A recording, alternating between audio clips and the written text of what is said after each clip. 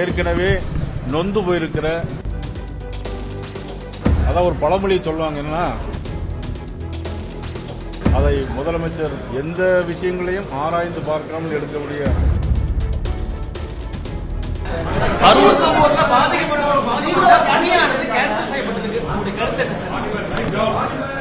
அதாவது இது நீதிமன்றத்தில் இருக்கக்கூடிய விஷயம்.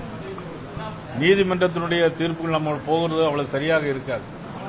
ஏன்னா அங்க நம்முடைய மூத்த வழக்கறிஞர், முன்னாள் டெப்டி ஸ்பீக்கர், முன்னாள் நாடாளுமன்ற உறுப்பினர் அண்ணன் நமது விபி துரைசாமி அண்ணன்லாம் இருக்கிறாங்க. அவங்களுக்கு நன்றாக தெரியும் நீதிமன்றத்துக்குள்ள எந்த கருத்தை நம்ம சொல்லக்கூடாது.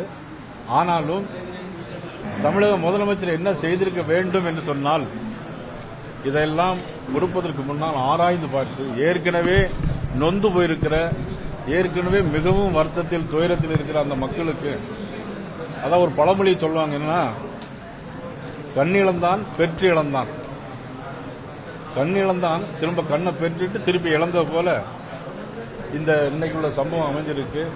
அதை முதலமைச்சர் எந்த விஷயங்களையும் ஆராய்ந்து பார்க்காமல் எடுக்கக்கூடிய முடிவின் விளைவாக இது இருக்கிறது.